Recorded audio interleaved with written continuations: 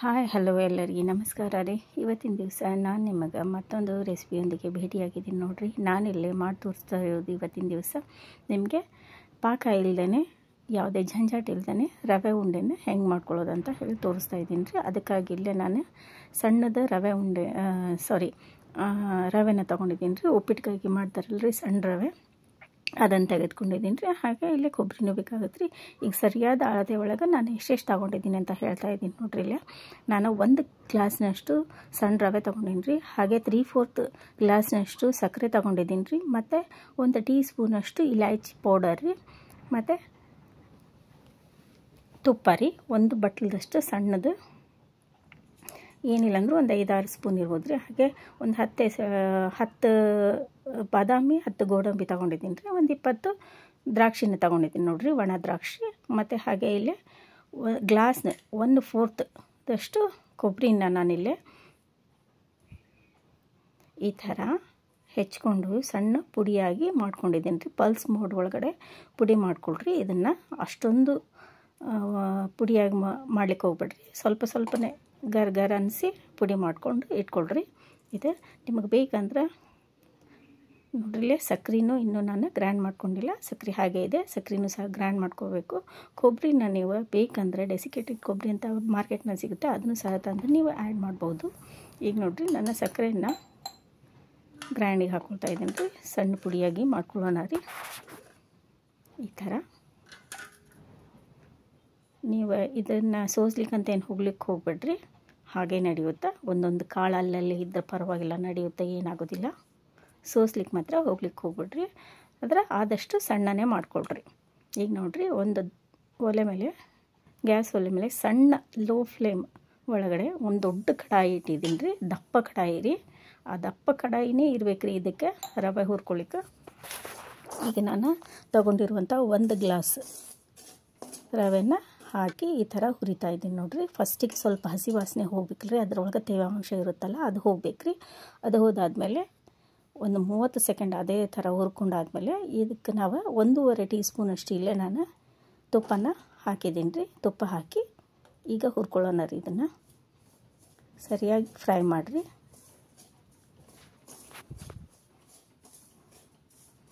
ಈ ಥರ ನಿಧಾನವಾಗಿ ಕೈ ಬಿಡದೇ ತಿರುಗಿಸ್ತಾ ಹೋಗ್ತಾಯಿರಿ. ನಮ್ಮದು ರವೆ ಸಣ್ಣ ಹುರಿಬೇಕು ನೋಡಿರಿ. ಹೊತ್ತಿಸ್ಲಿಕ್ಕೆ ಹೋಗಬೇಡ್ರಿ, ಕಟಿಯಾಗಿಸ್ಲಿಕ್ಕೆ ಹೋಗಬೇಡ್ರಿ, ಹೊತ್ತಿಸ್ಲಿಕ್ಕೆ ಹೋಗಬೇಡ್ರಿ. ಆದಷ್ಟು ಒಣದು ಅನಿಸಿದರೆ ಇನ್ನು ಸ್ವಲ್ಪ ತುಪ್ಪ ಹಾಕ್ಕೊಡ್ರಿ ಬೇಕಂದ್ರೆ ನೀವು. ನಾನಿಲ್ಲೇ ಸ್ವಲ್ಪ ಎಲ್ಲ ತುಪ್ಪ ಹೀರ್ಕೊಂಡಾದ್ಮೇಲೆ ನೋಡಿರಿ ರವೆ ನಮ್ದು ಈ ಥರ ಆಯಿತು. ಈಗ ಇದಕ್ಕೆ ನಾನಿಲ್ಲೇ ಈ ಥರ ಆಗ್ಬೇಕು ನೋಡಿರಿ. ಒಂದಕ್ಕೊಂದು ಕಾಳುಗಳು ಬಿಡಬೇಕು. ಸ್ವಲ್ಪ ಡ್ರೈ ಅನಿಸಿದರೆ ನೀವಿಲ್ಲೇ ಮತ್ತೆ ಒಂದು ಅರ್ಧ ಸ್ಪೂನಷ್ಟು ತುಪ್ಪನ ಹಾಕ್ಕೋಬೋದು ನೋಡಿರಿ. ನಾನಿಲ್ಲಿ ಹಾಕ್ಕೊಂಡಿದ್ದೀನಿ. ಈಗ ಇದಕ್ಕೆ ನಾವು ಸಕ್ಕರೆನ ಆ್ಯಡ್ ಮಾಡಬೇಕ್ರಿ. ಕಡಾಯಿನ ಇಳಿಸ್ಕೊಂಡು ಒಲೆ ಮೇಲಿಂದ ಸಕ್ಕರೆನ ಈ ಥರ ಆ್ಯಡ್ ಮಾಡಿ ಸ್ವಲ್ಪ ಸರಿಯಾಗಿ ಮಿಕ್ಸರ್ ಕೊಡ್ರಿ. ಮಿಕ್ಸರ್ ಕೊಟ್ಟಾದಮೇಲೆ ಇದಕ್ಕೆ ಮತ್ತೆ ಗ್ಯಾಸ್ ಮೇಲೆ ಇಡ್ರಿ. ಗ್ಯಾಸ್ ಮೇಲೆ ಇಟ್ಟು 1 ಟೇಬಲ್ ಸ್ಪೂನಷ್ಟು ತುಪ್ಪನ ಹಾಕಿ ಅದನ್ನು ಈ ಥರ ಹುರಿಯಿರಿ. ಮತ್ತೆ ಸರಿಯಾಗಿ ಲೋ ಫ್ಲೇಮಲ್ಲೇ ರೀ. ಒಂದು 30 ಸೆಕೆಂಡ್ ತಿರುಗಿಸ್ತಾ ಬರ್ರಿ. ಇದು ತಳ ಹಿಡಿಬಾರ್ದು ನೋಡಿರಿ ಸಕ್ಕರೆ, ಯಾಕಂದರೆ ಕರ್ಗಕ್ಕೆ ಸ್ಟಾರ್ಟ್ ಆಗುತ್ತೆ ಪ್ರೊಸೆಸಿಂಗ್.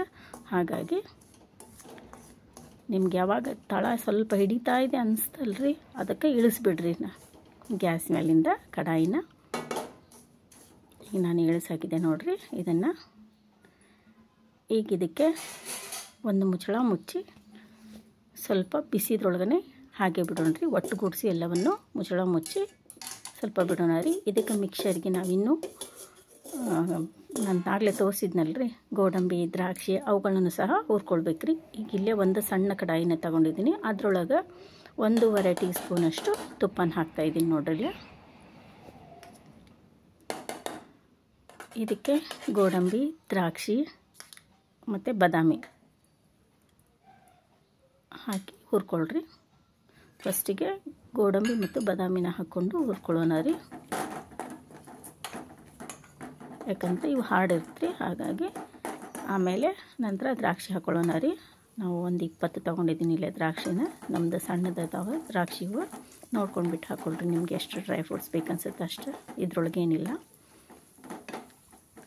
ಈಗ ಇದನ್ನು ಸರಿಯಾಗಿ ಹುರ್ಕೊಂಡಾದ್ಮೇಲೆ ಫ್ಲೇಮಲ್ಲಿ ಲೋ ಇರಬೇಕು ರೀ. ಈಗ ಇದಕ್ಕೆ ಕೊಬ್ಬರಿನ ಸೇರಿಸ್ಬಿಟ್ಟು ಆಫ್ ಮಾಡಿರಿ. ಒಂದು 2 ಸೆಕೆಂಡ್ಸ್ ಇಷ್ಟೇ ಹುರ್ಕೊಂಡಾದ್ಮೇಲೆ ಫ್ಲೇಮ್ನ ಆಫ್ ಮಾಡಿಬಿಡಿ. ಆಫ್ ಮಾಡಿ ಈಗ ನಾವು ಈ ಕಡೆ ಸೈಡ್ ಮುಚ್ಚಿಟ್ಟಿದ್ವಲ್ಲ ರೀ ರವೆದು, ಅದ್ರೊಳಗೆ ಈ ಮಿಶ್ರಣನ ಹಾಕಿಬಿಡ್ರಿ ಬಿಸಿ ಬಿಸಿದಾಗಿನೇ. ನಾವು ಹುರ್ಕೊಂಡಿರುವಂಥ ಗೋಡಂಬಿ, ದ್ರಾಕ್ಷಿ ಮತ್ತು ಬಾದಾಮಿನ ಈ ಥರ ಹಾಕ್ಕೊಂಡು ಸರಿಯಾಗಿ ಒಂದು ಮಿಕ್ಸರ್ ಕೊಡ್ರಿ.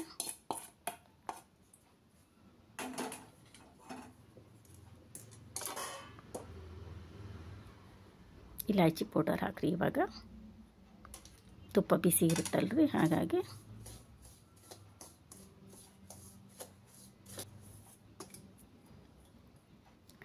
ಈಗ ಇದನ್ನು ಸ್ವಲ್ಪ ಹಾಲು ರೀ, ನೋಡಿರಿ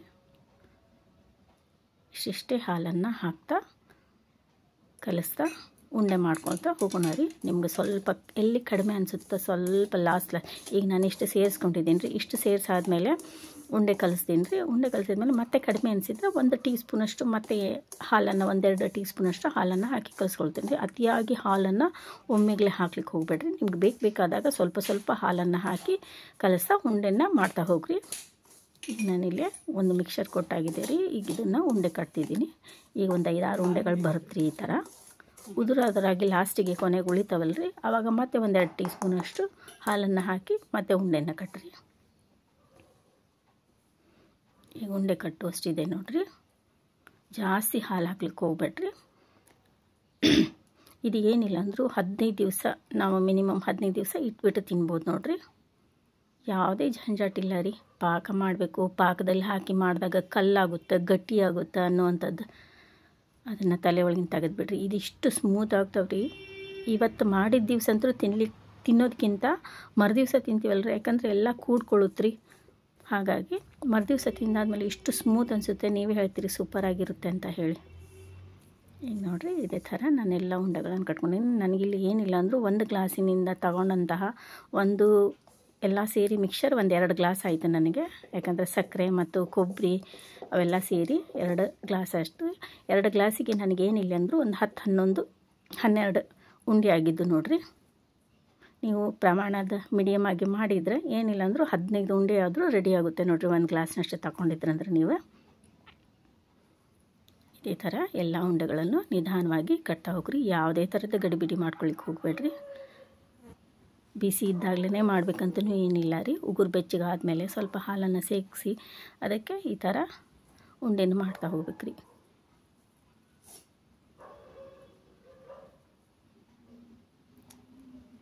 ಈಗ ನೋಡಿರಿ ನಮ್ಮದೆಲ್ಲ ಉಂಡೆಗಳು ರೆಡಿ ಆಯಿತು. ಸೂಪರ್ ರೀ. ನೋಡಲಿಕ್ಕೆ ಇಷ್ಟು ಚೆನ್ನಾಗಿ ಬಂದಿದ್ದಾವೆ ನೋಡಿರಿ. ಮೀಡಿಯಮ್ ಆಗೇನು ಕಟ್ಟಿರಿ, ನೀವೆಲ್ಲ ಸಣ್ಣನೂ ಕಟ್ಬೋದು, ತುಪ್ಪ ನಿಮ್ಮ ಮೇಲೆ ಇರುತ್ತೆ ಅದು ಯಾವ ಥರ ಕಟ್ಟಿರಂತ ಹೇಳಿ. ನಾನು ಈ ಥರ ಕಟ್ಟಿದ್ರೂ ನಮಗೇನಿಲ್ಲ ಅಂದರೂ ಒಂದು 10-12 ಉಂಡೆ ಆಗಿದ್ದು ನೋಡಿರಿ ನಾನು ಹೇಳಿದ ಪ್ರಮಾಣಕ್ಕೆ. ನೀವು ನೋಡ್ಕೊಂಡು ಮಾಡ್ಕೊಳ್ರಿ. ಸೂಪರ್ ರೀ. ಇಷ್ಟು ಚೆನ್ನಾಗಿ ಸಿಗುತ್ತೆ, ಯಾವುದೇ ಜಂಜಾಟ ಇಲ್ಲ ರೀ. ಪಾಕ ಮಾಡ್ಬೇಕನ್ನುವಂಥದ್ದು ಇಲ್ಲ, ಏನಿಲ್ಲದೇ ನಮ್ಮದು ರವೆ ಉಂಡೆ ರೆಡಿ ಆಯಿತು ರೀ. ಕೇವಲ 10 ನಿಮಿಷದಲ್ಲಿ ರೆಡಿ ಆಗುತ್ತೆ ನೋಡಿರಿ ಈ ಉಂಡೆ. ಮೊದಲಿಗೆಲ್ಲ ಪ್ರಿಪೇರ್ ಮಾಡಿ ಇಟ್ಕೊಂಡ್ಬಿಡ್ರಿ, ಉಂಡೆ ಮಾಡೋದು ತಡ ಇಲ್ಲ. ರೆಡಿ ಆಯಿತು ನಮ್ಮ ಉಂಡೆ ನೋಡಿರಿ. ಈ ಪಂಚಮಿಗೆ ಸೂಪರ್ ರೀ. ಉಂಡೆ, ಚಕ್ಲಿ, ಕಾರ್ದಾನಿ ಇವೆಲ್ಲ ಇವಾಗ ಹಬ್ಬಕ್ಕೆ ಮಾಡೋದಲ್ರಿ ಇದನ್ನು. ಹಾಗೆ ನಾನೊಂದು ಟೇಸ್ಟು ಮಾಡಿದ್ದೀನಿ ರೀ, ಸೂಪರಾಗಿ ಬಂದಿತ್ತು ರೀ. ಹಾಗಿದ್ರೆ ತಡ ಯಾಕ್ರಿ, ಇದೇ ಥರದ ನೀವು ಉಂಡೆನ ಈಗ ಪಂಚಮಿ ಹಬ್ಬ ಬಂತಲ್ರಿ, ಪ್ರಿಪೇರ್ ಮಾಡ್ಕೊಳ್ರಿ. ಈ ಥರ ನೀವೇ ಹೇಳ್ತೀರಾ ಸೂಪರಾಗಿತ್ತು ಅಂತ ಹೇಳಿಬಿಟ್ಟು. ನಾನು ಹೇಳಿದ ಅಳತೆ ಪ್ರಕಾರದಲ್ಲೇ ಮಾಡಿರಿ ನೀವೇ ಇದೇ ಥರ. ಈ ವಿಡಿಯೋ ನಿಮ್ಗೆ ಇಷ್ಟ ಆಗೈತೆ ಅಂದ್ಕೊಳ್ತೀನಿ ರೀ. ಇಷ್ಟ ಆಗಿತ್ತಂದರೆ ಫಟಾಫಟ್ ಅಂತ ಲೈಕ್ ಮಾಡಿರಿ, ಶೇರ್ ಮಾಡಿರಿ, ಕಮೆಂಟ್ ಮಾಡಿರಿ, ಸಬ್ಸ್ಕ್ರೈಬ್ ಮಾಡ್ಕೊಳ್ರಿ. ಪಕ್ಕದಲ್ಲಿರುವ ಬೆಲ್ ಐಕನ್ನ ಕ್ಲಿಕ್ ಮಾಡಿರಿ. ಯಾಕಂದರೆ ನಾವು ಬಿಡುವ ಪ್ರತಿಯೊಂದು ಹೊಸ ವಿಡಿಯೋದ ನೋಟಿಫಿಕೇಷನ್ ನಿಮ್ಗೆ ಸಿಗುತ್ತೆ ರೀ, ನೀವೇ ಮೊದಲು ನೋಡ್ಬೋದು. ಹಾಗಾಗಿ ಈ ವಿಡಿಯೋ ನೋಡೋದಕ್ಕಾಗಿ ಎಲ್ಲರಿಗೂ ಧನ್ಯವಾದಗಳು ಹಾಗೂ ಎಲ್ಲರಿಗೂ ನಮಸ್ಕಾರ.